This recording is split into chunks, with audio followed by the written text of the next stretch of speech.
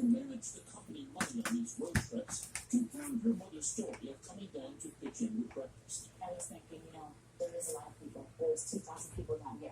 I'll take any help I could get.